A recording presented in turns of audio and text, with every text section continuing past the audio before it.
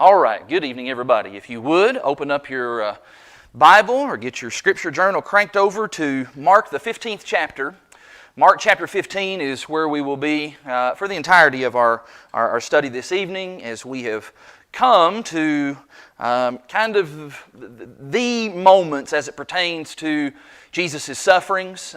We've noticed lots of different shades of suffering that Jesus has endured up to this point, but when we think about the suffering of Christ, these are probably the specific events that we think of in particular as it pertains to the scourging and the crucifixion of Jesus, and we want to talk about that this evening. And as I mentioned in the prayer, we want to be humbled by that, and we want to hopefully just come away with a greater sense of awe and reverence for not just for the Son, what He endured, but also for the Father. Even though the Father, we don't read and God thought this or God felt that in the middle of all of this, as Mark is detailing this for us, you have to know that the Father is in heaven watching down at all of this, and He is hurt, He is bothered, no doubt, because it is sin that has caused all of these things to need to take place, but we're thankful that the Father was willing to undergo that pain for us.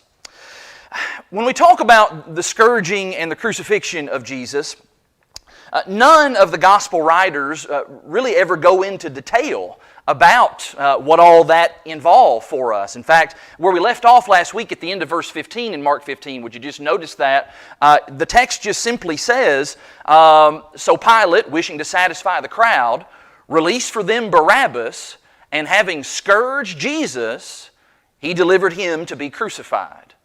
That's really all the information that we get about scourgings and really even about crucifixions. That's really all that Mark says about it. He's going to say a couple other times that they then delivered Jesus to be crucified. But we don't get all of the, descriptions of, it was this, and then this happened, and then this is what they did. We don't get all of that. We don't get lots of, adjectives like it was ghastly and it was gory or bloody. We don't get any of that kind of stuff in Mark or in any of the other gospel accounts. And I think there's at least a couple of different reasons for that. Number one, as we're going to notice especially here in Mark, the focus, Mark's intention, his goal here is to center on the humility or the humiliation and the mockery that Jesus endured. That's really where Mark is going to just give lots and lots of details about the mocking and the ridicule of Jesus. Think about it. Thousands of people died every year by Roman execution. Jesus, of course, what made His execution different from probably most others was just the extreme extra amount of mockery and the scorn and just the cruel, kind of joking way in which He was treated. In many ways, I don't think we've used this kind of wording thus far as we've talked about this, but in many ways, Jesus is being treated kind of like the village idiot. That's really the way that Pilate is approaching Him. That's the way that the Sanhedrin approaches Him. He's just the local town goofball who just says crazy stuff, but it just so happens that there are some people who believe Him and who are following Him, and that's what irritates the Sanhedrin and many of those Jewish leaders. But He's just kind of the mentally deficient local guy here who is causing just a lot of problems. So the easiest thing is, let's just get rid of this guy. And in the process of getting rid of Jesus, there is all of the mockery and all of the ridicule that comes along with that. That's where Mark is going to place the emphasis, not so much on the physical pain that Jesus endured. The second reason that maybe Mark and the other writers don't go into detail about the scourging and about the crucifixion is because his original audience, Mark's original audience, he's writing to Romans, he's writing to Gentile people, they didn't need to have this explained for them. They knew what a scourging was. They knew what a crucifixion was like. They probably had seen those very kinds of things take place on a daily basis. That was a regular part of the first century Roman world. Everybody was well acquainted with that. In fact, lots of people just didn't talk about it because they knew how just gory and barbaric and ghastly it was. And so we just dare not even speak about those things. And it seems like maybe even Mark, he might be kind of just respecting that. But all right, people, I don't need to go into just laborious detail about that. I'll just say this is what happened, and they're going to know and they're going to understand. Having said all of that, you and I We don't live in the first century Roman world. Raise your hand if you've ever seen a crucifixion take place. Yeah, exactly. None of us are familiar with that. And so it does bear us, and I think it's incumbent upon us, forth a little bit of effort to understand a little bit about what a scourging involved and about what a crucifixion in the human body, and to understand the degradation that Jesus is enduring. When we talk here, first of all, about the scourging, a scourging, your translation may actually, if you're not reading from an ESV, it may use the word flogging. And I think there may even be a translation or two that uses the word whipping. I'm really not comfortable using the word whip because I know when I think of the word whip, I think about how when I was a boy, I got whipped. But when I got whipped for doing bad stuff, I didn't go through the physical torture that Jesus went through. My rear end was sore after that, and I was hurting, and maybe I cried about that. But it wasn't a whipping, it wasn't a flogging, it wasn't a scourging. Scourging was preliminary to practically every Roman execution. It was such a degrading form of punishment that women and Roman citizens were exempt from it. Jesus, of course, was neither of those things. The scourging would begin with Jesus being stripped of His clothes. Let's just pause and think about that for a second. You know, Jesus throughout His life, I think, would have been the epitome of just His demeanor and His conduct, and certainly even how He dressed as well. And so for Him in this public square, and that is where a scourging would take place, would be in a public venue, for Him to be stripped of His clothing, it just would have been just extra humiliating. After being stripped of His clothing, He then would have been tied to a post of some kind. Last week when I was kind of giving a quick preview of these things with our kids, and we weren't going into nearly as much detail about it with the children, but I talked about how maybe like this bar stool that I've got, that maybe there was a post that was coming up out of the ground, and maybe that's what he was tied to and would have been kind of hunched over on top of that with his backside, his back, and maybe even the back of his hind legs, and of course his shoulders. That would have been the main target. That would have been the main entry point for the flogging and for the whipping to take place. The whipping itself, of course, took place with an instrument that maybe looked a little something like this. Now, this is sometimes referred to as a cat of nine tails, and I counted mine actually does have 9 tails. Made of leather, maybe like a wooden handle wrapped in leather as well. But these leather strips, and it's a whole lot more, as you can see, than just these leather strips, and more than just getting whipped with a belt. These are much thinner, which would be painful. There's several of them, so it's going to hit all kinds of space on the person's backside. And then on top of that, this instrument, probably the appropriate term is the flagrum, it also would have been embedded with all kinds of other painful items. For example, there would be sharp stones embedded within the leather strips. There would maybe be pieces of bone embedded within them.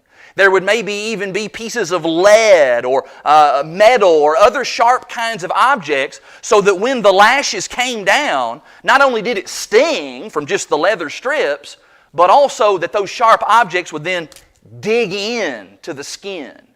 And it was designed specifically to do that digging into the skin in order to create just the tearing of the flesh. That's exactly what would take place. The skin would begin to just rip. You imagine as the flagrum comes down, maybe even pieces of the bone and the metal and so forth, maybe even get hung in the flesh a little bit. And so you'd have to yank it to get it pulled out even more. It's probably fair to say that there would have essentially been like ribbons of flesh up and down Jesus' backside. And I think it's also probably safe for us to say that there wouldn't have been special care on the part of the Roman soldier who would have been in charge of this. In fact, there's some research that shows there maybe would have been 2 guys, maybe one on one side and one on the other. This guy brings down his lash, and as soon as he brings his back up, the next one comes down. They wouldn't have been real gentle and real careful to make sure that they just get it on the back and just get it across the shoulders. I imagine that probably was not at the top of their priority list. I imagine that when that whip came down, if it maybe slung all the way around and slapped Jesus in the face or the neck, or maybe if it started to get on his calves, or maybe even all the way around to the front of his chest, there really wouldn't have been any concern about that.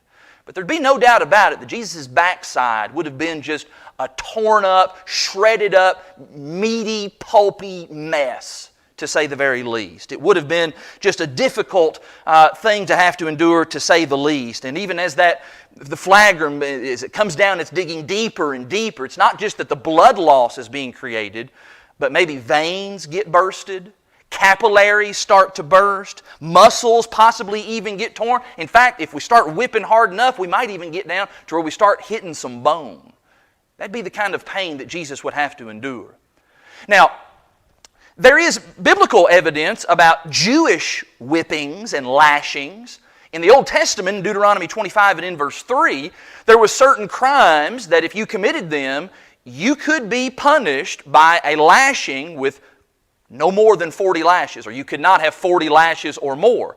And so in the New Testament, we read about Paul in 2 Corinthians chapter 11 and verse 24. Paul says that 5 times he received 40 lashes, save one, from the Jews. And so a Jewish scourging would have been limited to 39 lashes. And again, scourging is probably not even the right word to use. They would have just whipped him with just maybe like a leather belt or a leather whip. A Roman scourging, though, it wasn't limited by some number. They didn't have to limit it to under 40. Jesus may have gotten whipped less than 40, but he may have also gotten whipped many times more than 40. In fact, it's really at the discretion of that commanding officer to decide when the accused person, when the criminal has had enough. The officer's job is to bring that accused person right up to the point of death. That's the purpose of it. Get them as close to death as possible so that we then take them to the crucifixion. The crucifixion will be able to be sped along. I mean, the last thing that you want is to take a guy to be crucified and he's hanging on the cross for like 4 or 5 days. Come on, we got to go home. I don't want to be out here all day. So we want to beat this guy to within an inch of his life. Then we're going to take him to get him, that's going to get him prepared for the final excruciating kind of topping of the crucifixion. And that's what the scourging was designed to do. There were many people who, when scourged, they actually died from the scourging. Just the pain was so overwhelming, the loss of blood would have been so overwhelming. There are some people that never even made it to the cross. Jesus, of course, would not be so fortunate.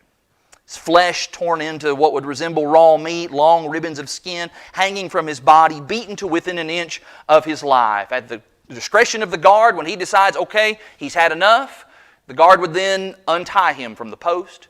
And Jesus' body, as you could probably imagine, would have just slumped to the ground, maybe almost lifeless, lying in a pool of his own blood and perspiration and the dirt and whatever else was there. Jesus at this point is a dirty, bloody, tired. We've talked about he's been up all night, hungry. They've probably not been making it a point to make sure that he's been well fed and got breakfast this morning. He's gone through all of this, and it is at this point that the soldiers decide, well, we want to get in on some of the fun here. We want to join in with the mockery. We've already heard some mocking of some others, the Sanhedrin, how they've mocked him. We've heard kind of the mobs, the crowds of people down there. They've kind of been mocking Jesus. Pilate's even kind of mocked Jesus a little bit. Now the soldiers say, hey, we want to turn. And that's where we pick up in verse 16. Read with me, if you will, in verse 16. The text says there, and the soldiers led him away inside the palace, that is the governor's headquarters, or the translations may say the praetorium. And they called together the whole battalion.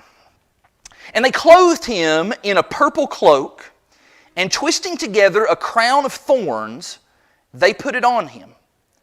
And they began to salute him, "Hail, King of the Jews!" And they were striking his head with a reed, and spitting on him, and kneeling down in homage to him. Let me ask you to just stop right there. You know, whenever outside forces, maybe an outside, garrison of some other country, in this case the Roman Empire, whenever they would come in and begin to occupy a new town, a new city, a new territory, there was, as you can probably imagine, hatred on the part of the locals. That who are these guys coming in here and pushing us around and telling us what to do and trying to enforce the laws of their land? And they're coming in here and they're telling us that we've got to pay taxes to their king, to their Caesar. If you were a local living in Jerusalem at that time, just the sight of a Roman soldier probably made you sick at your stomach. If you saw one walking down the street, you probably would have wanted to just spit on him. And there were cases where Roman soldiers were attacked by angry Jews. There were even Roman soldiers who were killed by angry Jews who had to go through all of that process, and they were just angry, just upset about that. And so Roman soldiers knew they were living in hostile territory. They're there doing their job, but they are hated by the people who are the locals of that place. It's not hard then to imagine why it is now that these Roman soldiers are pretty excited about the opportunity to turn the tables. Now's an opportunity for us to find one of these pretender Jews who's going around thinking he's so wonderful and he's so amazing. He's going around pretending like he's got more authority than our Caesar. We'll show him who's really in charge. And so they do take advantage of this opportunity right here to show Jesus who it is that's really in charge, at least from their point of view. And what they put on here really is very much, it's just a parody. That's what's taking place here. They use Jesus to play dress up and mock Him as being a king. Of course, Jesus didn't walk around professing to be the king of the Jews or even walk around really even professing to be the king of anybody necessarily. This title of King of the Jews was something that Pilate had decided, and Pilate placed that title on him. He's calling himself a king of the Jews, and so, yeah, this is why we're going to punish this guy and go through all of this whole ordeal. So they pick up on this king of the Jews thing, and that's what all of this mockery is centered around. Of course, clothing him in purple, purple being the color of royalty. If you read Matthew's account, in Matthew 27, verse 28, says that they put a scarlet robe on him. And there may be Bible critics out there who maybe would say, look there, contradiction, can't even get those details right. Scarlet, which is red, purple, those are completely different colors. And yet, I actually kind of appreciate kind of the harmony that's working in all of this. Roman soldiers, oftentimes, especially higher commanding officers, would have wore like a scarlet cloak or a robe as part of their outfit. And if you are a soldier and you're out in the sun day after day after day after day, and the sun's beating down on that red, eventually the red's going to fade to what? It's probably going to fade to where it's more of a shade of purple. And so we got kind of some harmony, I think, here, even working with the two different gospel writers writing at different times, and there's still harmony in all of that. So they put the cloak on him. Then, all right, okay, he's got purple, that's the color of a king, but we need to do one better. Let's put a crown on him, but we're certainly not going to waste a really nice crown made out of gold or precious jewels. No, let's find a crown that actually would be fitting of a king of the Jews. And so, showed this to the youngsters last week. We'll twist together some thorns and make a crown out of those. I actually purchased this online, and I was told that this actually is from Jerusalem, from the Holy Land, made from a vine over there. You're welcome. I'll not pass this around right now during class, but you're welcome to look at this afterward. Some have suggested that those types of vines, the thorns on them, could maybe be as much as 8 to 12 inches long. And they're then going to place that upon Jesus' head. Do you imagine that they were very careful and delicate to put that very gently upon His head as I'm doing right now? Of course not. We're going to throw that on His head, and if it starts to cut into His brow, cut into His forehead, well, hey, that's just kind of goes along with the whole thing here. I mean, after all, the guy's already a bloody, disgusting mess. What's a few other cuts or maybe even a little blood from the forehead going to do? Then to kind of just complete the whole ensemble, they then find a reed. I've even got a reed as well. And they find a reed and place that in his hand. And of course, the reed probably would have been emblematic of a scepter. A king's got to have his scepter. And so now he's fully decked out here, and that's when they begin their taunting. Oh, yes, let's bow down before him. Hail, King of the Jews. Maybe to put this in more kind of modern parlance, we can maybe picture this same type of scene happening today, and soldiers maybe pulling out their cell phones, and everybody getting close to Jesus and taking selfies. Look, I'm here with the so-called King of the Jews, and I'm getting my picture, and it's just a big funny ordeal. It's just, this guy's, again, he's kind of like the village idiot He's the guy that is just kind of pathetic in every sort of way. And now here he is. Look at this guy. He's not a king. He's not a king in any sense of the word. They just lay right into him with all of this mockery. Now, I stopped and didn't read verse 20 yet because we need to actually insert something from John's account. Would you grab a Bible and jump over to John 19? In John the 19th chapter, John actually inserts here some important info about kind of the progression of events. Because I think maybe for the longest time, for me, I kind of just pictured, okay, they scourged Jesus, then the soldiers did all this mockery, and as soon as the mockery was done, well, then they took him straight to the cross, took him to be crucified. Actually, that's not how that happened at all. Actually, they bring him back to Pilate. And Pilate is going to try one more time to get out of what the Jews really want, and that is the crucifixion of Jesus. And so in John 19, pick up in verse 4. Verses 1, 2, and 3 describe the scourging and then the mockery of the soldiers. Verse 4 then says, Pilate then went out again and said to them, See, I am bringing him out to you, that you may know that I find no guilt in him. Hey, I've given him a good whipping. Look, here he is in all of his, disgusting glory. I've painted him up as a king, and he got what he deserved. Now I'm giving him back to you. I don't find any guilt in him to actually kill the guy. Verse 5, so Jesus came out wearing the crown of thorns and the purple robe. And Pilate said to them, Behold the man. Look at him. Look at this king. He doesn't look like a king at all, does he? Verse 6, when the chief priests and the officers saw him, they cried out, Crucify him, crucify him. Pilate said to them, Take him yourselves and crucify him, for I find no guilt in him.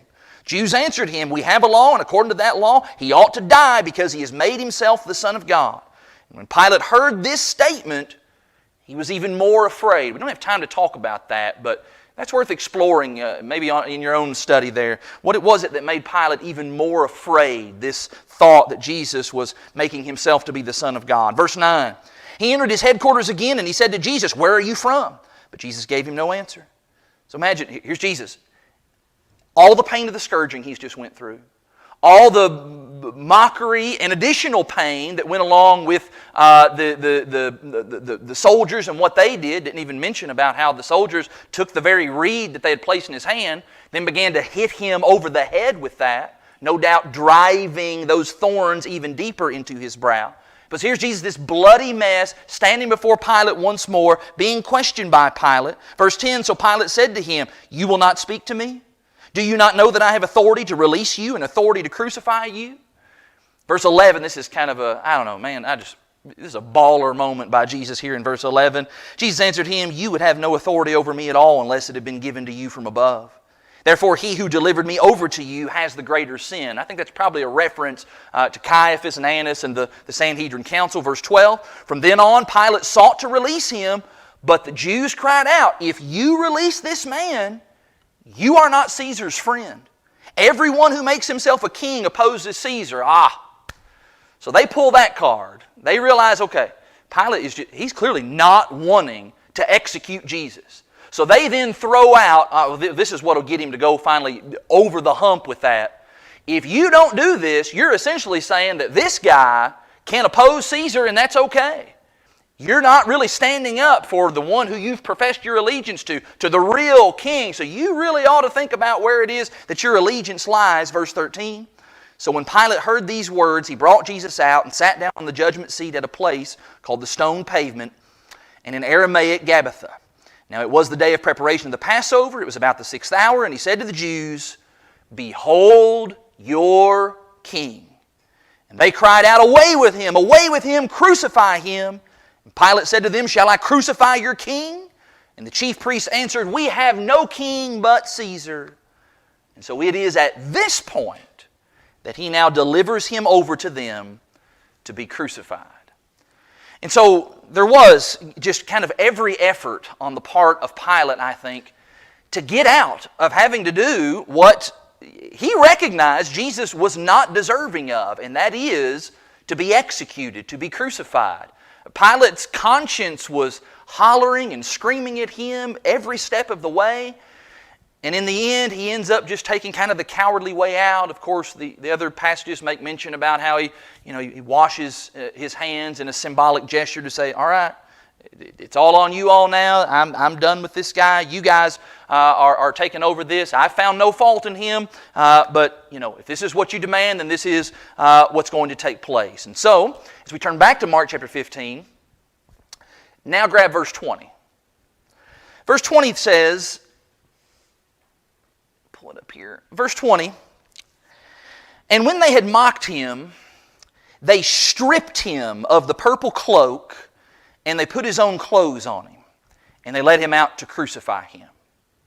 Now, they put this purple cloak on Jesus, and as he's got that, presumably draped around his back and over his shoulders, those lacerations, depending on how long this lasted especially, those lacerations eventually would have began to clot up, especially when you put that material over top of it. Just like what happens, you cut yourself, what do you immediately do?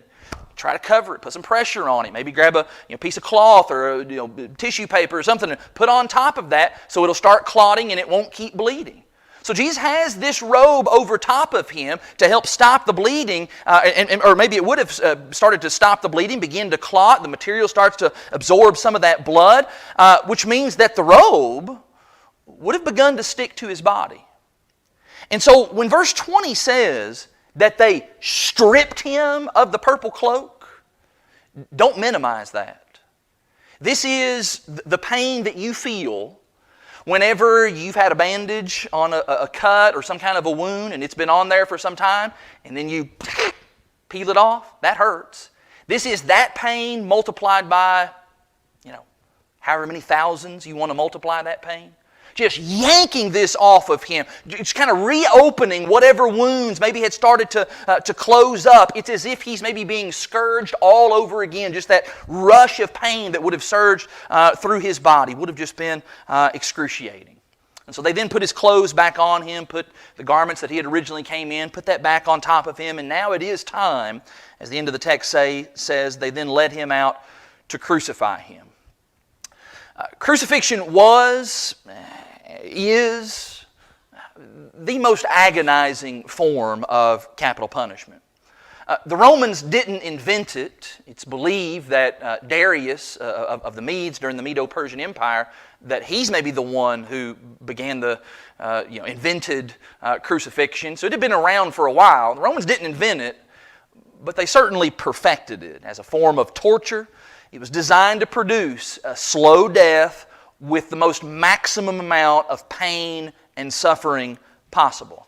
And usually crucifixion was reserved for foreigners, for slaves, who were just the vilest kinds of criminals. But on this day, it's going to be an innocent man, a totally sinless man who would be its victim. And that all begins with the victim being forced to carry their cross, not only the physical burden of carrying the cross, but also the shame of carrying that cross to the crucifixion site. And so we pick up then in verse 21.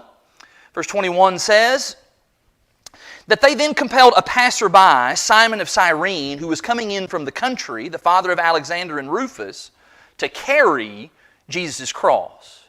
Now, we don't know exactly how long Jesus had made it. He may have only made it a couple of steps through the streets. May have made it, several yards, or don't know how far he got. But again, the tiredness, the fatigue, the physical pain he's already endured, it's just hard to imagine that he'd be able to carry hardly anything, let alone this cross. The weight of the cross, the entire cross, would have been maybe about 300 pounds. And so it's likely that just the cross beam itself, just the horizontal beam, that alone would have been maybe 75 to 100 pounds. There's always lots of discussion about whether Jesus actually was forced to carry the whole cross, the horizontal beam and the vertical beam, or if it was just the horizontal beam. There's lots of evidence that both of those things were done for various folks. Either way, it's a huge weight to carry for someone who is in this kind of physical condition at this time. He's not able to do it. And so that's why this man, this just happens to be here on the spot, maybe by the providence of God, this man is here in this moment, Simon of Cyrene. So here's a man who had lived in Cyrene, but he's come to Jerusalem, no doubt for Passover week, to observe that, to be involved in the festivities of the Passover week, and just kind of, you, get over here. He's just yanked out of the crowd, plucked out, and is forced to be the one to then carry this the rest of the way for this man who's going to be executed. Just say something real quick here about Simon, and specifically the things that Mark records for us about him. It says there in verse 21, and Mark's the only one who notes this, that he is the father of Alexander and Rufus. Now, it begs us the question, okay, why is Mark giving this information? I don't know anything about Alexander or Rufus. Is this just like, little extra trivia information that he's just deciding to provide for his readers? Actually, I don't think that's the case at all. I think Mark specifically mentions the names of these two sons because evidently these two sons would have been known to Mark's original audience. Remember, Mark's writing to a Roman audience. He's writing to Romans, Roman Christians, Gentile Christians. And so for him to say the names of these two men probably was to say, hey, you know these guys. I'm giving you their names, and you know these guys. You may not know Simon, but you know his sons. And I think this is kind of Mark's way of saying, ask those guys, and they will corroborate for you the things that I'm now telling you about their father and about all the other events pertaining to Jesus and the things that he endured as he was led away to be crucified. There is mention of one named Rufus in Romans the 16th chapter, and in verse 13, Paul says to send my greetings to Rufus and to his mother. This may be that very same Rufus. Maybe he was a member of the church there in Rome at that particular point in time. Simon, though, is called upon here to help bear the cross for the King. And I want us to just think about that for a moment. We even sing songs about that. There's a song in the book, Must Jesus Bear the Cross Alone?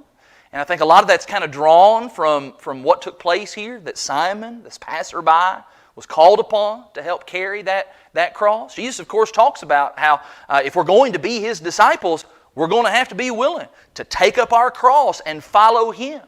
And in a very kind of literal sense, here's maybe the very first example of that.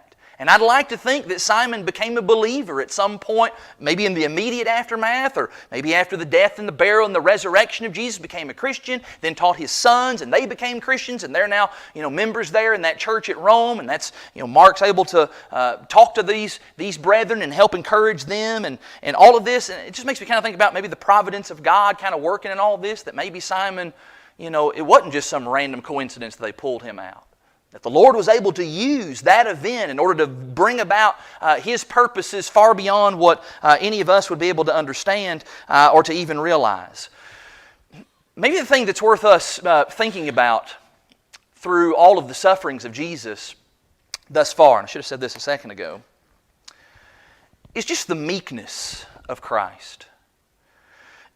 I almost hesitate to even use the word meek, because in our society today, you use the word meek, and I think a lot of people think that that's almost just an exact synonym for weak. That's what a lot of folks think. Oh, he's a meek guy? Oh, okay, that doesn't mean he's really quiet, and he's just kind of, maybe kind of a sissy a little bit, and he kind of lets people run all over him. But biblically, that is not the definition of meekness. Meekness is strength under control. And Jesus is the very definition in all of this as strength under control. At any point during all of this, He had the strength, He had the power to just stop all of this. He could have unloaded on every single one of them. He could have, as we sing in that song, could have called 10,000 angels, could have done all of that, but He refrained. Would you or I have even had even the slightest bit of that kind of inner strength to be able to do that in those moments? As Americans, I think what we'd be inclined to do, people taking us through this sham of a trial and people putting us through all of this physical torture, we'd be crying out, I've got rights. This isn't fair. I'm allowed to talk to a lawyer. We'd be shouting all of those sorts of things. And yet Jesus is undergoing all of this willingly He chooses to. He allows himself to be done in this way. That's probably an important note once again for Mark's original audience as he talks to these Christians who maybe are starting to feel some of the persecution of Rome happening at this particular time when the time of Mark's gospel was written. And this is probably kind of a note of encouragement for them that even in the midst of whatever you're enduring, be like Jesus. Be like Jesus. Bear up. Continue to remain meek. That's not easy to do. But Jesus is setting the example to walk in His steps. Be like the Lord, or whatever it is that people are throwing your way. Verse 22 continues. Verse 22, they brought Him to the place called Golgotha, which means the place of a skull. And they offered Him wine mixed with myrrh, but He did not take it. And they crucified Him, and they divided His garments among them, casting lots for them to decide what each should take. And so they come here to the hill that is referred to as Golgotha, and that is the Aramaic term for this place. The term that we probably use more often and lots of our hymns use is the term Calvary. That's the Latin term, and probably the reason that our songwriters choose Calvary is because it's easier to rhyme words with Calvary than it is to rhyme words with Golgotha. And Golgotha it's kind of a tongue twister, and it just sounds gross almost. But it's referred to as this place of the skull. There's a lot of uncertainty as to why it was referred to as the place of a skull. Maybe the most obvious possibility is that lots of people were executed there. And of course, when you think of an execution and maybe even bodies being left there to rot in the sunlight, you'd see bones and you'd see skulls there. And so maybe that's where that came from.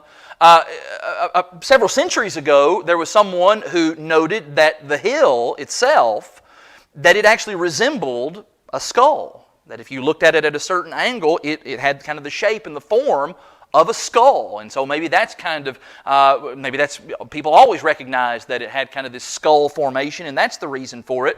But it is important for us to note that this place, this hill, this location, Golgotha, that it is outside of the city of Jerusalem. Technically, it's outside of the city walls.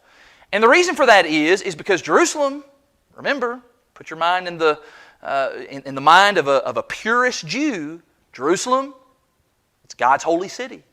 And we can't allow defiled things to be taking place here, specifically the defiling here, the execution of this vile guy who is a blasphemer. So we need to take him outside of this holy ground of Jerusalem, and that's where we'll do this, and we'll leave him out there on that the ground outside of Jerusalem is unholy ground, and that's where those things are going to take place. Notice again, Mark doesn't describe the crucifixion itself. And we don't know at what place what happened. So for example, there in verse 23 that it says that they offered Him the wine mixed with the myrrh, whether that took place before they had nailed Him to the cross or whether that was after He was already affixed to the cross. The important thing to note about verse 23 is that Jesus refused it, which is a fulfillment of prophecy in and of itself. Psalm 69, verse 21, that He was offered this drink. Some have suggested that myrrh was maybe like a sedative, that it was designed to be a painkiller. But there's actually no evidence of that. And really at this point, as cruelly as these people have treated Jesus, do we really think, yeah, okay, well now we're going to give Him something to numb the pain right now? Probably not. That's probably not what that was designed to do. In fact, Luke's account in Luke 23, verse 36, indicates that the offering of this wine mixed with the myrrh, that it was just designed to be further mockery. Probably because it just tasted really, really bitter. So here we're going to offer Him something, and maybe He'll think, oh, it'll provide some refreshment. But actually, once He gets it in His mouth, it's terrible and awful, and just makes the circumstances even worse. Jesus refuses the drink here. Now later on, as we near the end of the crucifixion, He is going to accept a drink. But here in the beginning, He refuses that altogether.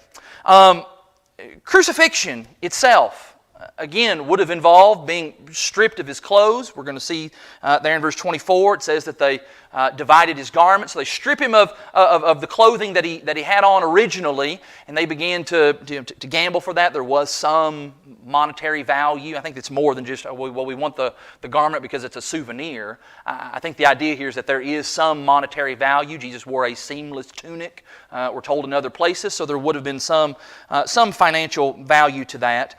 But stripping him once again of his clothing. Now, Romans, whenever they executed people who were non-Jews, they actually would strip them entirely naked, and they'd be crucified entirely naked. Jews, though, however, were given just the slight, modicum of respect in that they would be allowed to still have a loincloth on. So it's probable that Jesus maybe still was covered with a loincloth in the midst of all this. But again, still just totally degrading, so humiliating, so shameful to be treated in this way. Jesus would have been thrown, then of course back first, maybe all the way down to the ground against the vertical timber, shoulders against the cross itself. The soldiers would then take a nail, and probably nail is not even strong enough of a word. I use this with the kids. Let me see if, here we go. Probably a spike is probably more in line with what we'd be talking about, maybe 5, 6, 7 inches. If we think just about a nail that we use to hammer into wood, we're thinking of something like this. But the problem when you start talking about something that's only that long, you got your hand, you got a piece of wood, and it's got to go all the way through that. Just a regular little nail isn't going to get the job done. So we are talking about something that would resemble something thicker, something bigger, something even stronger to drive through that hand. And of course, we've even got pictures here for the benefit of folks watching at home. There's always discussion about where the nail would have actually been driven. The text says through the hands, or we just assume it would be through the hands. But of course, the problem through the hands, through maybe the palm of the hands, is that's kind of just fleshy material there. And if you stick a nail through there, eventually the weight of your body is going to kind of pull that down. So you may end up just kind of tearing right through it, and it doesn't even hold. And so it's very probable that the nail maybe actually would have went somewhere maybe more akin to the wrist, where there's some bone in there. And the bone would kind of provide the support. We'll drive that in between some of those bones in the wrist and in the arm, and it'll kind of go in between that, and it'll hold that in place. So we're going to stretch that first arm out, slam that in there, and then immediately, of course, the human body's going to draw back and pull in that direction, but we got to pull this guy's arm in the other direction. We got to get that hand driven in as quickly as possible. Then, of course, the rest of his body would be kind of drawing up in pain, so there probably was some urgency to then get his feet affixed to the cross. And once again, there's always lots of discussion about how were the feet done. It's common to see in pictures and clip art of the kind of the one foot over top of the other and then a single spike right through. That's very possible. Back in 1968, some archaeologists actually discovered a piece of bone where a nail was driven through the side of the foot. So maybe kind of through the side of the ankle and maybe kind of to each side of the vertical beam, and the spike went all the way through across. That's possible. There's lots of different possibilities. Whatever the case may be, we're talking about excruciating pain that would have, whatever little bit of flexibility might have been left in the arms and in the legs, that was placed there to just prolong the torture. If Jesus sags down a little bit, then there's going to be fiery darts of pain that just start shooting through his hands and through his arms. And if he pushes up a little bit, well, then the nerves in his feet and in his legs, they're going to start ripping and searing. And so it's just a constant cycle of pain as he's on the cross for hours and hours and hours on end. Of course, Jesus is only going to last 6 hours on the cross as opposed to a lot of other crucifixions. But that would have been just a torturous 6 hours, to say the least. And that's where we need to end tonight. There's probably lots of other medical things that could be talked about. I meant to get with Josh Harris and some of the other medical professionals and even talk about this and see what other kind of insight that they might have had. But that's just a glimpse of what Jesus went through Next week we'll pick up, we'll say around verse 25, and we'll talk even more about the indignity and then Jesus' response on the cross, some of the things that are said and some of the things that are done there as He's dying for the world. Appreciate everybody's good attention tonight and look forward to studying again next week.